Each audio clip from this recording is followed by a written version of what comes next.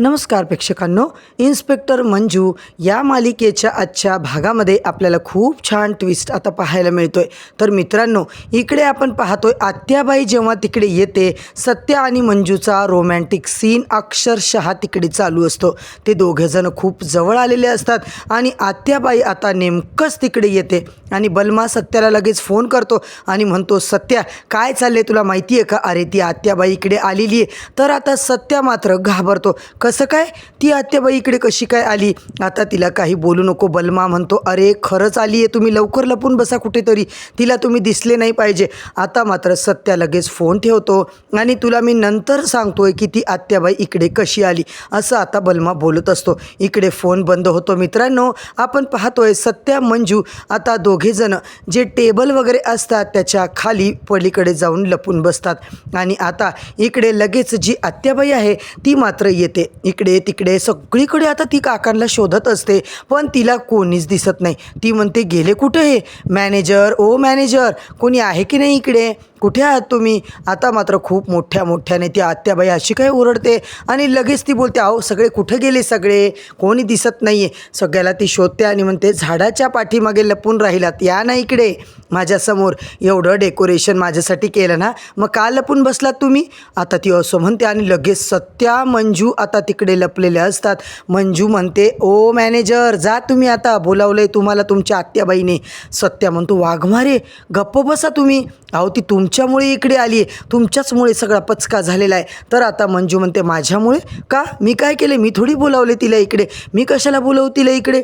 आता मात्र तो म्हणतो, कोणी बोलावलं मग? ती चिठ्ठी मी तुम्हाला देत होतो तर तुम्ही खाली का फेकली?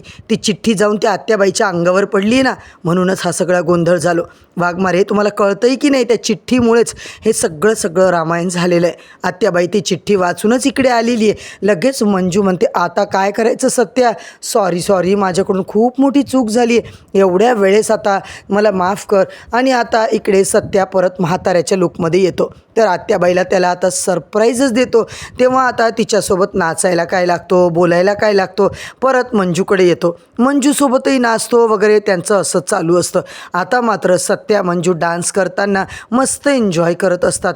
परंतु मित्रांनो, मंजूला आता इतका राग आलेला असतो ना सत्याचा, मंजू आता इतकी तनतन करत असते की सत्या तुझ्यामुळे सगळा पचका झालाय, आता मात्र मी तुला सोडणार नाही आहे। इकडे प्रेक्षकांनो, आपण पाहतो तर काय, जी आत्याबाई आहे ती आता घरी येऊन बसलेली असते। इकडे काय तर एकटी आता ती स्वप्न बघत असते।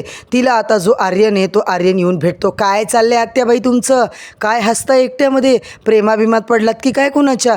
नाही, तुला माहिती आहे का आर्यन, आज काय झालं होतं? अरे माझी आणि त्या मॅनेजरची डेट होती, त्या काकाची। तुला माहिती आहे, ते काकासोबत मी डेटवर गेले आणि तू म्हणतो की लवकरच आम्ही पण लग्न करणार आहोत। आता मात्र तो बोलतो, काय तुम्हाला काय माझं काम करण्यासाठी आलात की तुमची सेटिंग लावायला आलात? आणि तो मॅनेजर नाही आहे, तो चांगला मिलिटरीवाला माणूस आहे। मॅनेजर काय म्हणताय त्यांना? आणि हे सगळं मला अजिबात आवडत नाही आहे, तुमचं नाटक बंद करा। आणि दुसरीकडे सत्या मात्र बलमालाच रागवतो, काय रे तुला काय गरज होती त्या आत्याबाईला तिकडे घेऊन यायची? बलमाला तो आता इतका रागवतो, तुला समजत नाही का बलमा, कशाला घेऊन यायचं तू इकडे? आता मात्र तेव्हा बलमा म्हणतो, अरे बरं झालं मला ती दिसली। सत्याने आता मंजू इकडे घरी जायला निघतात। तर मित्रांनो, आता मात्र पुढच्या भागात काय धमाका होणार आहे हे सगळं जाणून घेण्यासाठी चॅनलवरती नवीन असाल तर सबस्क्राईब करा, व्हिडिओला लाईक करा।